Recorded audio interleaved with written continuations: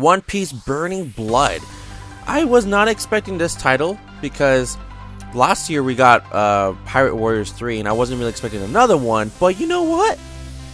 It did just what it did. It's still a freaking amazing game. So, Burning Blood.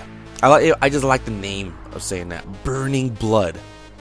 It's basically continuing the exact same storyline of what you know from the One Piece anime, including from where Pirate Warriors 3 ends off, just from a little bit more into the storyline of what happens more into Burning Blood. That's realistically it, other than, you know, the art style. Just it's different from Pirate Warriors for sure.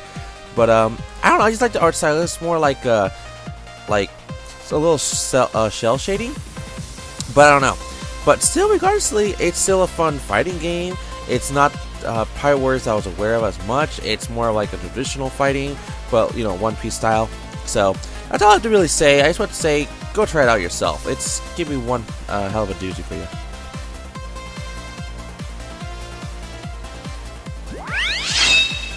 So, Attack on Titan. Attack on Titan. Wings of Freedom. The North American version never got that subtitle. It's just called literally Attack on Titan, which is super confusing. Which I purposely will be calling it Attack on Titan Wings of Freedom because that's the official name, even though it's called AOT, Wings of Freedom. But regardlessly, the full name is Attack on Titan Wings of Freedom. Now, this is actually the Attack on Titan game we've actually been waiting for. Like, no lie, we've been waiting for this. So, it's exactly how you see it in the anime. You play the exact same way, the exact same mission, stories, everything. All the way up to the end of Season 1. Because this entire game only has up to Season 1. Because, duh, we haven't got to Season 2 yet. Which hopefully will be in 2017. Which they promised us. And, the game does get emotional just like the anime. But not as fully. And all I have to say is that if the gameplay style is freaking amazing. It's like, think of it like, okay, sorry. Think of it like Spider-Man, but with swords, and freaking you killing gigantic titans, small ones, big colossal-like creatures, you know. So, including has some RPG elements, which I really like about it too. So, anyways, that's Attack on Titan Wings of Freedom.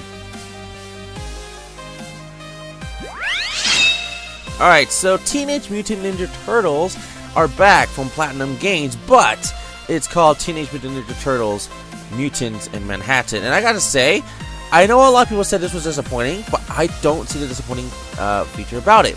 You're playing as 4 turtles in real time, just basically like Gauntlet. You can change from either one of the 4, and you're playing the same storyline that you know from, like, you know, as of I think it's 2003 Turtles or something. I don't know.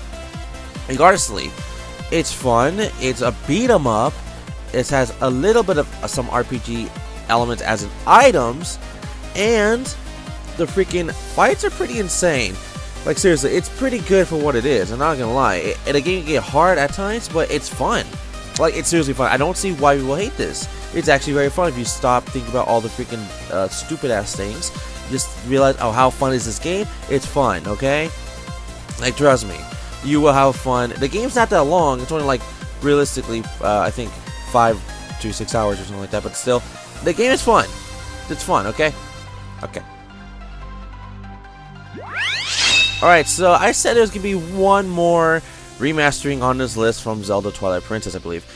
This is Gravity Rush Remastered. Gravity Rush Remastered is on the PS4, but the original Gravity Rush game was released on the PS Vita back in 13 on the Vita.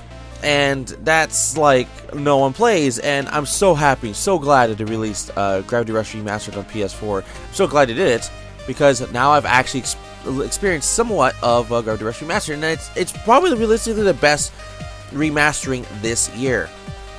Last year was Gears of War, but this year it has to be hands down Gravity Rush Remastered. I already have like potential of what could be the best remastered next year, Crash Bandicoot, but this one it really takes the cake. Like, they expand on everything from the Vita, just made it better in the PS4 version here, and now it makes me really want to care about getting Gravity Rush 2, which comes out in like a month from this time, January something, but 2017.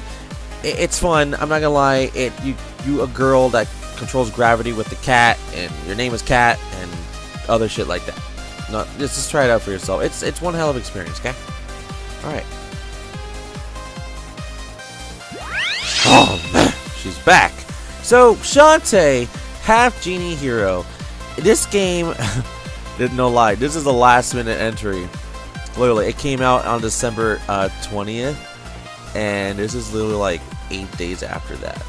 So, Shantae HalfGenie Hero, it's so fucking good. I don't know why my heater even goes off for that shit. I mean, like, look how fucking excited it is. Yeah, my heater went off. But Shantae HalfGenie Hero, it's a platforming game. Okay, all the freaking past Shantae games are the same. It's a platforming, side-scrolling, you know, adventure game. And of course, you're playing as Shantae, the genie, that has to either take down a bad guy like Risky, or you gotta team up with Risky sometimes and fight a totally different bad guy. It's different things all the time. But this one, it's very fun. It actually, you know, gets better from all the past Shantae games, because they should get better from every entry. And this one actually really shows, which I'm actually very happy to play this one the most since Pirate's Curse. And I gotta say, try it out if you haven't, because it's not even that expensive of a game. It's like $30 physically on all platforms except for 3DS and Vita. And if you don't want it physically, just get it digitally. I think it's like 20 on that point. But still, regardlessly, Shantae HalfGenie Hero, it's fucking amazing. It does not disappoint. Go check it out for real. It's puzzle heavy, and it's fucking good. You'll love it. Animation, it's on fleek. It's on point. That's what it means. Okay, I'm not even gonna lie to you. This one actually was kind of interesting.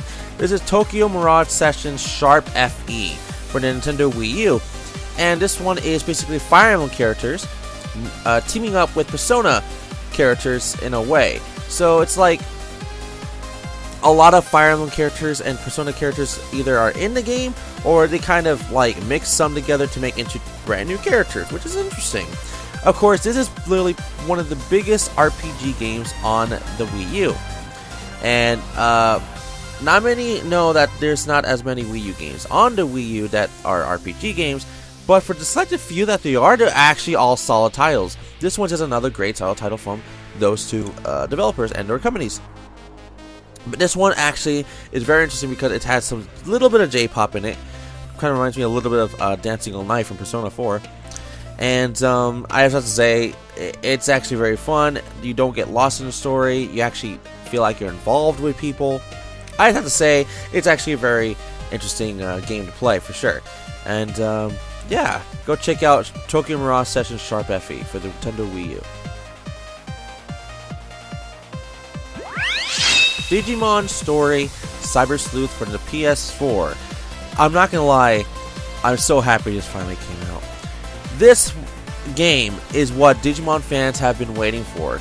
Yeah, there's been Digimon World games on the DS and stuff, but we've been wanting a copy of a physical release in North America of a new Digimon World game. And you know what? This one does not disappoint. But the thing is, this was not Digimon World. It's Digimon Story Cybersleuth. It's just like World. It feels like World. Trust me, it does. But this is actually very intense heavy. Of course, it has the same chaotic Digimon kind of feel. Of course, the Digimon World somehow meets the real world. The same old. But this time, you're basically in the digital reality of Digimon Digital Monsters. And of course, you still have your good old teams, as in you have 3 Digimon that you can control at a time. And from there on, you already know if you already played the rest of the Digimon games, but you got some classic Digimon in here, so don't feel bad if you're like you don't see your Digimon that you want to pick, because there's other ones, and you might actually get the Digimon you might want. For me, it was for sure Agumon, so hey. And everybody, that's it for that. Digimon Story Cybersleuth, go get it now.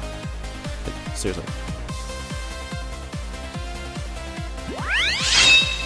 So they did it again. Dragon Ball Xenoverse 2. Now, I haven't really played the first one as much. I have played it and I got stuck, and then that was kind of it from there. But the sequel actually has more potential than the first. That's what literally every Dragon Ball Z fan has told me, and gamer alike. And I'm not gonna lie, this does actually look better. I'm more wanting to play this one than this first one, but of course, in this one, the movie characters are more involved than the regular characters. Now, I'm not going to tell you that it's like this exact same game, copy and paste. It's like Pro Jared said. If you ever watch his videos, go watch them out. Go check them out. But the game is realistically the same gameplay story-wise. But from actually what's going on in the story, like, hey, this is happening, this, I feel like it's a little bit more better changed from the first Xenoverse, which I personally feel like it's better. And of course, you can customize your character with probably more customization. I feel like, I'm not saying that there is, but I feel like there might be is. And of course, you can pick the same, like, hey, what race do you want to be and all that. So, of course, if you want to basically the same exact game in a way, but better, I would say go get this game, Dragon Ball Xenoverse 2. Or if you want to just try the original Xenoverse, which is cool, you can. But, yeah. Anyways, everybody, that's going to be it for today on that one. Dragon Ball Xenoverse 2. Go check it out. Buy it. Go do things. I mean, everything. I don't know. This is the moment I've been waiting for. A game that we waited a decade for. Almost a decade. It took like literally 8 years. The Last Guardian was supposed to be originally released. I can't even talk because I'm so freaking excited for it. On the PS3. Around the launch of the PS3 lifetime. And it took that long for it to even come out. Because now it's on a totally new console. The PS4. So The Last Guardian, what can I say about it? It's basically a boy and his dog, bird, dragon thing to go adventuring to take him home back to, well, his village. And Trico is just basically like a little lost puppy, and realistically, it's just, well, you want to help him. So, of course, it's kind of more like a dog and man kind of bond, which it's not bad. So it's just beautiful. The game is beautiful. I mean, yeah, you can see some maybe origins of the PS3 there, but it's great for what it is. I'm betting a lot of people are probably surprised why I have this one higher, very high on the list. Number 11 is Star Fox Zero. Star Fox Zero, okay, I'm not gonna lie with you, I was probably the exact same way with a lot of people thinking, oh, this game sucks, it's not the best one we wanted. After passing literally maybe the first hour, maybe even like half, maybe,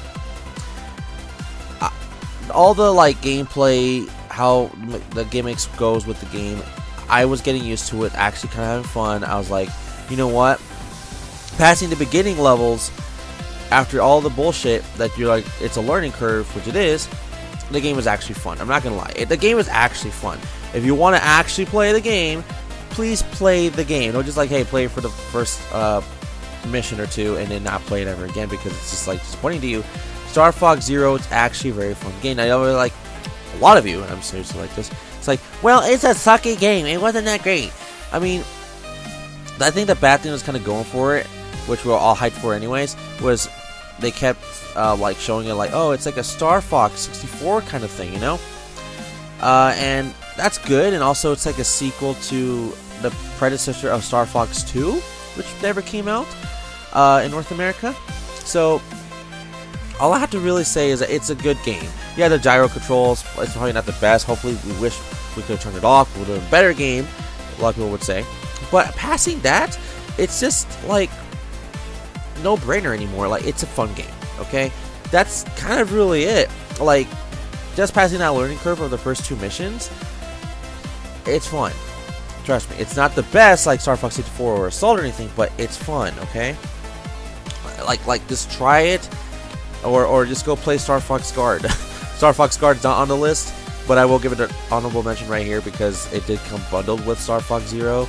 So go try out Star Fox Guard. I mean, it is a little bit fun.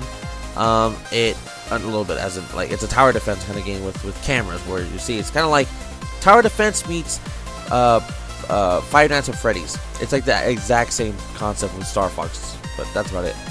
Anyways, yeah, Star Fox Zero.